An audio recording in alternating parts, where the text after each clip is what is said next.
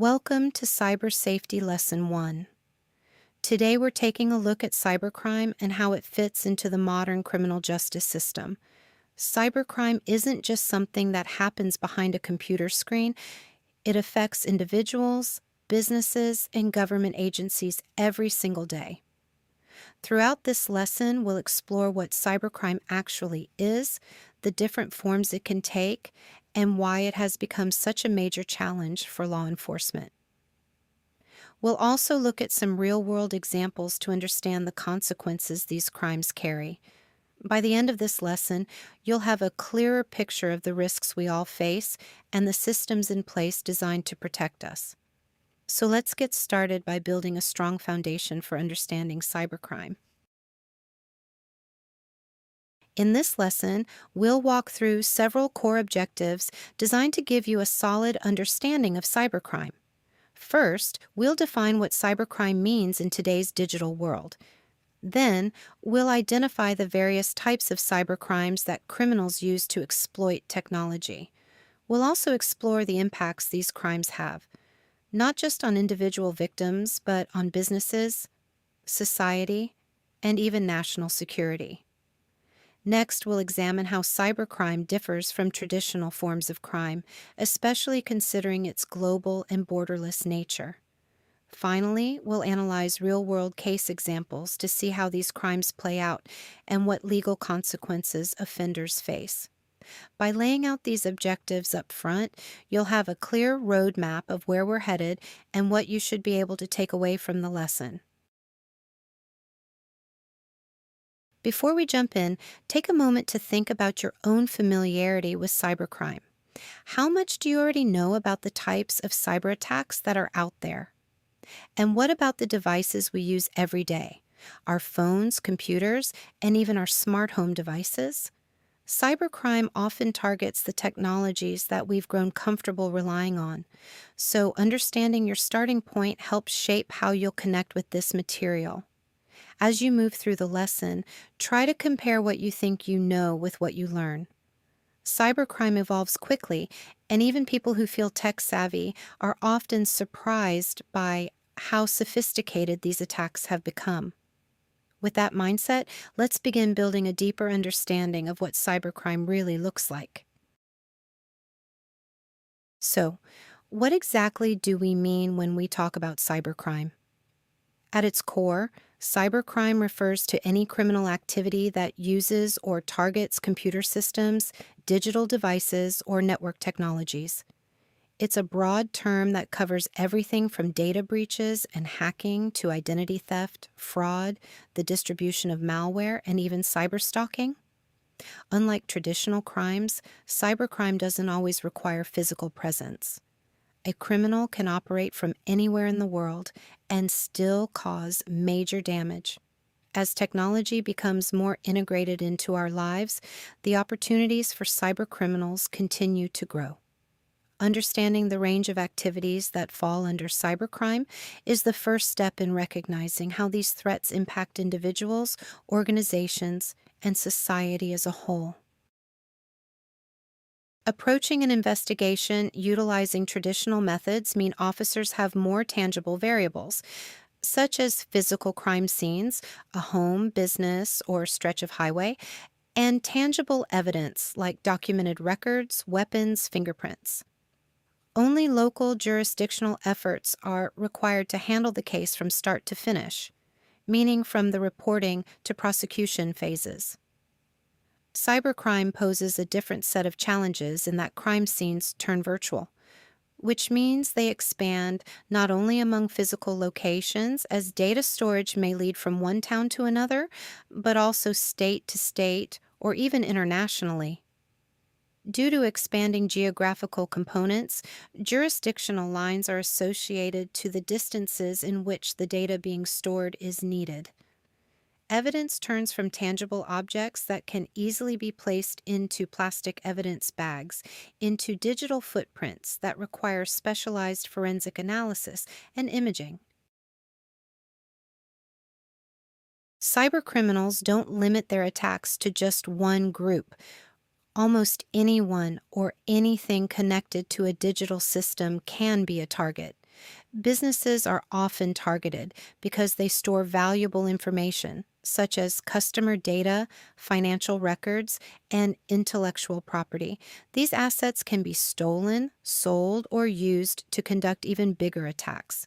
Government agencies face threats like cyberterrorism, hacking, the spread of propaganda, and large scale data breaches that can compromise national security.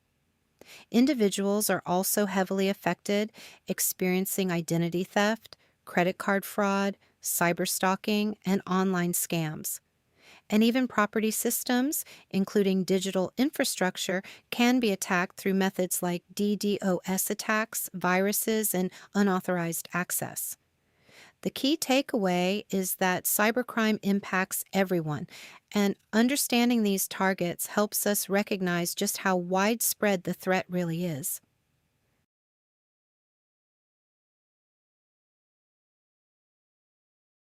When we talk about cybercrime, it's important to recognize that there isn't just one single form of attack.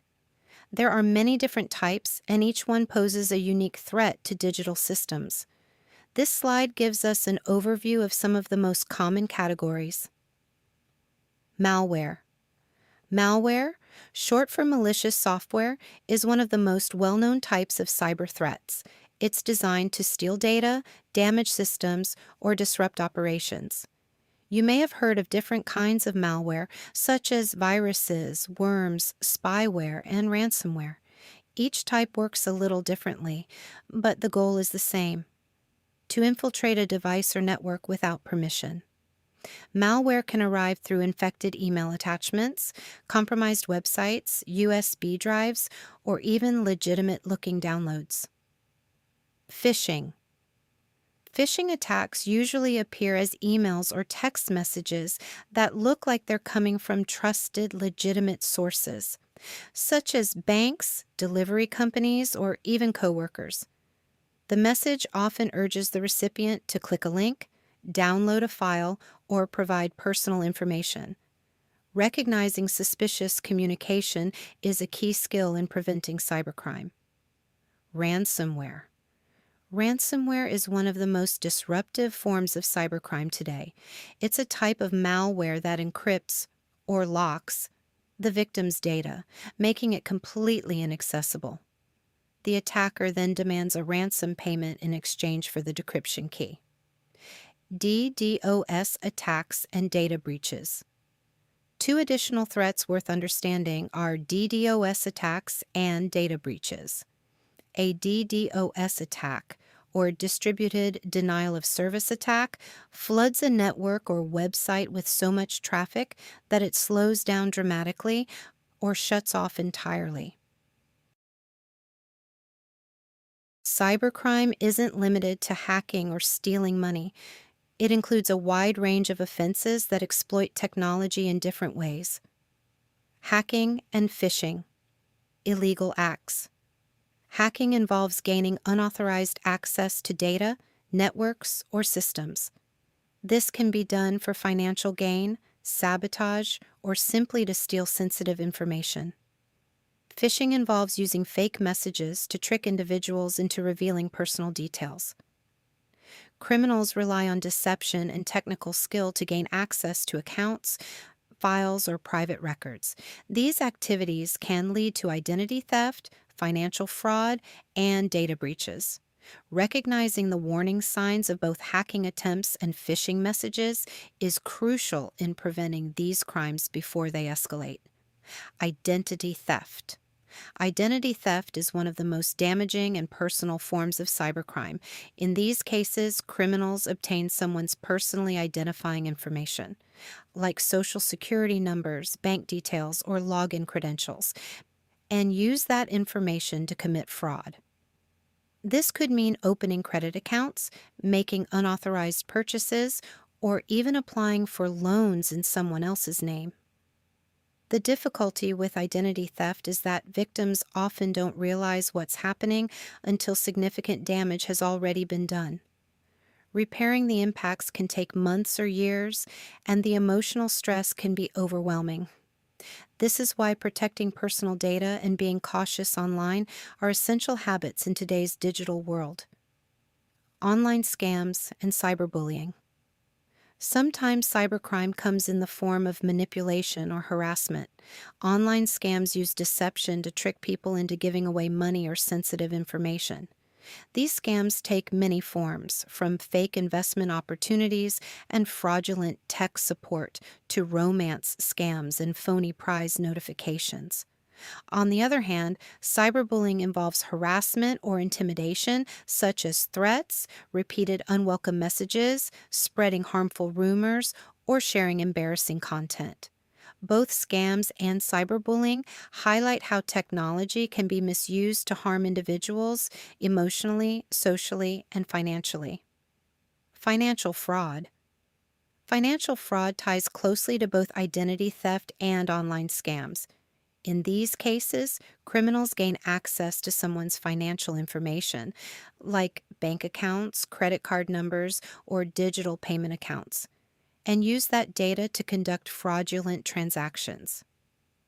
This might involve direct theft, unauthorized purchases, or manipulating online banking systems.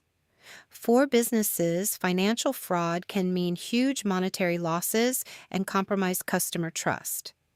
For individuals, it can lead to drained accounts, damaged credit scores, and months of recovery work. Cybercrime ultimately centers on exploiting technology for harmful purposes.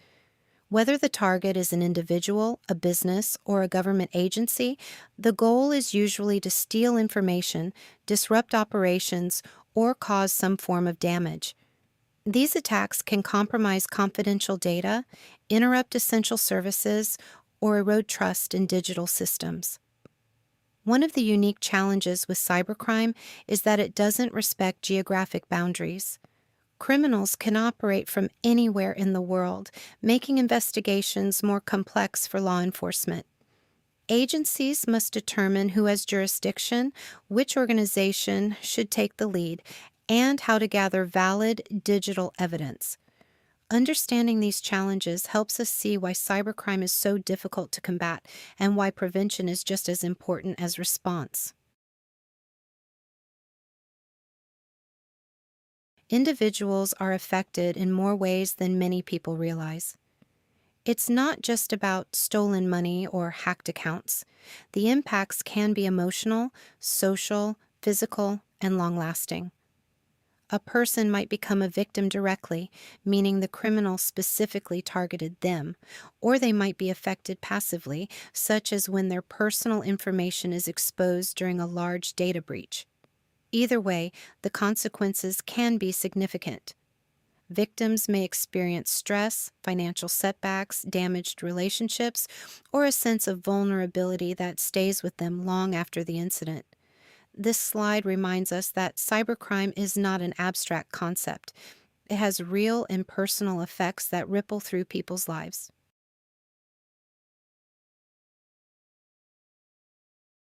The emotional toll of cybercrime is often overlooked, but it can be just as harmful as financial loss.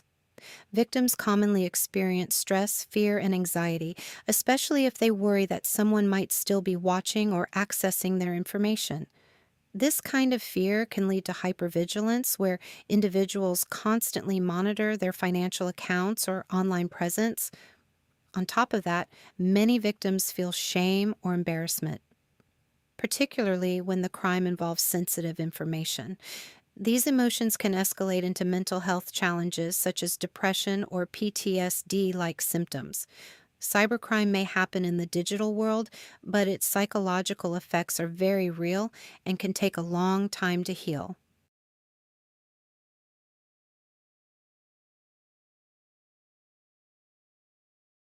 Financial harm is one of the most immediate and measurable impacts of cybercrime. Criminals might withdraw funds directly from bank accounts, make unauthorized purchases with stolen credit card information, or use personal details to open fraudulent accounts. Scams also play a huge role, targeting people through online shopping schemes, fake investment opportunities, romance scams, or fraudulent tech support calls. Identity theft adds another layer of difficulty. Victims must work to restore their credit, close compromised accounts, and dispute fraudulent charges. The process can be time consuming and emotionally draining. And even when the financial loss is eventually recovered, the long term impacts on credit scores or financial stability can linger.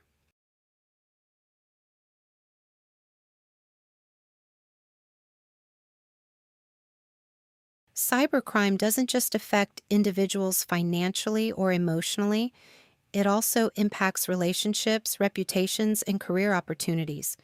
For example, fake profiles or impersonations can spread false accusations, creating serious strain on personal relationships. Non consensual sharing of private images can cause social harm and long term embarrassment. In the workplace, employers may evaluate a person's online presence, meaning inappropriate or compromised content can lead to job loss or missed opportunities. Reputation damage can affect someone's social circles, professional life, and overall well being. These consequences remind us that cybercrime has a broad and deeply human impact, extending far beyond the technical details. Cybercrime can also spill into the physical world, creating risks that go beyond emotional or financial harm. One example is cyberstalking. What may begin as online harassment can escalate into physical tracking.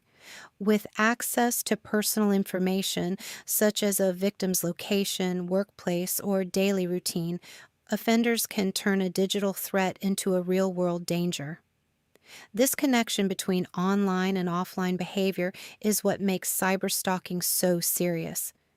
It demonstrates how cybercrime isn't confined to a screen. It can threaten personal safety, disrupt daily life, and leave victims feeling constantly on edge. Data loss. When a system is hacked or a data breach occurs, important information such as medical records, financial documents, personal photos, or work files can be compromised or permanently destroyed. For many people, losing these files means losing irreplaceable memories or essential information. For businesses, data loss can halt operations, damage customer trust, and create major financial consequences. Time loss. One of the overlooked consequences of cybercrime is the enormous amount of time victims must spend recovering from an attack. Restoring compromised accounts, disputing fraudulent charges, working with banks or credit bureaus, and reporting incidents to law enforcement all take considerable effort. For individuals, this can mean hours or even weeks of phone calls, paperwork, and monitoring. For organizations, time loss translates to decreased productivity, disrupted workflows, and delayed services. Even after the technical issue is resolved, ongoing monitoring and follow-up may be necessary to ensure the threat is fully addressed. In many cases, this time burden becomes one of the most frustrating parts of the entire experience. This slide highlights a real-world example of cybercrime involving ATM skimming. In this case, a man named Florin Nikolai Tarta was convicted of installing skimming devices on multiple ATMs, allowing him to steal card information from unsuspecting users. These devices captured sensitive financial data, which was then used to make unauthorized transactions totaling more than $177,000. Tarta received a sentence of over 6.5 years in federal prison, along with charges of bank fraud, access device fraud, and aggravated identity theft. This case demonstrates how cybercrime can blend digital and physical methods, and it reinforces the serious legal consequences that come with these types of offenses.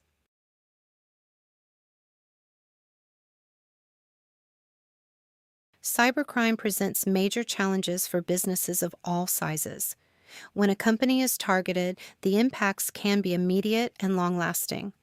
Operations may be interrupted, customers may lose trust, and the organization may face significant financial losses. Beyond the immediate disruption, businesses often need to implement stronger cybersecurity programs, upgrade firewalls, improve authentication systems, and invest in ongoing employee training. All of these efforts cost money and require specialized expertise. Additionally, a company that becomes known as at risk may struggle to maintain partnerships or retain customers. In some cases, cyber attacks can even lead to layoffs or permanent closures. This slide illustrates that cybercrime affects not only internal systems, but also a company's reputation and long-term stability. Financial losses for businesses. Financial losses from cybercrime extend far beyond the immediate effects of a disrupted system. When a business goes offline due to a cyber attack, revenue is lost from halted sales, interrupted manufacturing, or delayed services. At the same time, companies must invest in outside cybersecurity experts, legal teams, and remediation services to repair the damage. These expenses add up quickly. In some cases, businesses may even be forced to rebuild their systems from the ground up, especially after severe ransomware attacks. Even after operations resume, the financial impact can linger for months or years. Ultimately, cybercrime threatens a company's bottom line, and preventing attacks is often far less costly than recovering from them. Operational deficiencies. Cyber attacks create operational chaos that can disrupt a company's ability to function. Access to essential files, communication tools, or internal systems may be lost, slowing down productivity across the entire organization. This downtime can strain relationships with partners, vendors, and customers, especially if the company gains a reputation for being vulnerable. In a world where operations rely heavily on digital tools, even a short outage can have serious consequences. Cybersecurity experts often describe these attacks as business stoppage events because they temporarily cripple a company's ability to do its work. This slide highlights how important it is for businesses to have strong backup plans, reliable security systems, and rapid response strategies to minimize downtime. Legal and compliance impacts on businesses. Many industries are required by law to protect customer information and report breaches when they occur. These breach notification processes can cost millions of dollars, especially for large companies handling sensitive data. In addition, security failures can violate contractual obligations, resulting in penalties or even the termination of business agreements. Clients may lose confidence in the organization, leading to lawsuits or long-term reputational damage. This slide presents another real-world case involving cyber extortion. Matthew D. Lane, a former Assumption University student, hacked into 2 U.S.-based company networks and stole millions of records containing sensitive personal information. After obtaining the data, he threatened to publicly leak it unless the companies paid him $200,000. This kind of extortion puts intense pressure on organizations because they must choose between exposing sensitive data or giving in to criminal demands. Ultimately, Lane was charged and pled guilty to multiple offenses, including cyber extortion, unauthorized access to protected computers, and aggravated identity theft. Lane received 4 years in prison, 3 years of supervised release, restitution payment of $14,075,540.58, a $25,000 fine, and forfeiture. Cybercrime also poses major risks to government agencies. According to the U.S. Government Accountability Office, cyber attacks cost the government billions of dollars in direct and indirect expenses. These losses include theft, fraud, system repairs, and the impact of downtime on essential services. When critical infrastructure, power grids, transportation networks, or communication systems is targeted, national security and public safety are at stake. Additionally, cyber attacks can weaken morale among government employees, and increased turnover as agencies struggle to manage constant threats. The next few slides highlight the broad and serious effects cybercrime has on government operations and why cybersecurity is a top priority at the federal level. This slide brings together the bigger picture of why cybersecurity is so important. As cybercrime becomes more advanced and more frequent, it's clear that simply reacting after an attack isn't enough. A significant portion of resources must go toward prevention, building strong digital defenses, training employees, and staying aware of emerging threats. Policy and budgeting decisions at the government level also play a critical role. Determining how much funding is available for cybersecurity initiatives and how agencies coordinate during a crisis. Infrastructure resilience is another key point. Essential services like healthcare, water, and power must remain secure because they are vital to national safety. International cooperation is equally important, since cybercrime often crosses borders. And finally, maintaining public trust depends on transparency and rapid responses when breaches occur. Altogether, this reflects why cybersecurity is a shared responsibility and a growing priority. The response to cybercrime occurs on multiple levels, with each level of law enforcement bringing different strengths and limitations. Local agencies, such as city or county police departments, handle most crimes within their community, but their resources for cyber investigations are often limited. State law enforcement acts as a bridge, supporting local agencies and providing more specialized units and tools. At the federal level, agencies such as the FBI Secret Service and Department of Homeland Security take on large-scale or cross-border cases that require extensive expertise. Cybercrime rarely stops at city or state lines, so cooperation across these levels is essential. Each tier plays a role in protecting the public, and together they form a network capable of addressing the complex nature of cyber threats. Local law enforcement agencies face significant challenges when responding to cybercrime.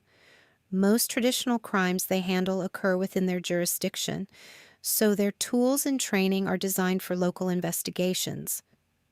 Cybercrime, however, is fundamentally different. It requires specialized personnel, digital forensic tools, and technical expertise, resources that many local departments simply don't have. According to research from the National Institute of Justice, local agencies often struggle with limited staffing, insufficient training, and outdated equipment. High case volumes force departments to prioritize or triage reports, which can slow their response times and create frustration among community members. Local impacts, operational challenges. Because cybercrime often crosses city, state, or even national boundaries, local agencies must rely heavily on collaboration to manage these cases. Partnering with regional task forces like the FBI's Regional Computer Forensics Laboratory or the Electronic Crimes Task Force helps fill these capability gaps. These partnerships provide access to specialized digital forensic services, investigative support, and tools that local departments may not have. However, the need for collaboration also highlights the challenges local agencies face. Cross-jurisdictional cases can be difficult to navigate, and coordinating with multiple organizations takes time and resources. Still, these partnerships are essential for ensuring that cybercrimes are investigated thoroughly and effectively, despite local limitations. At the state level, law enforcement agencies typically have more resources than local departments, including dedicated cyber units and trained digital forensic specialists.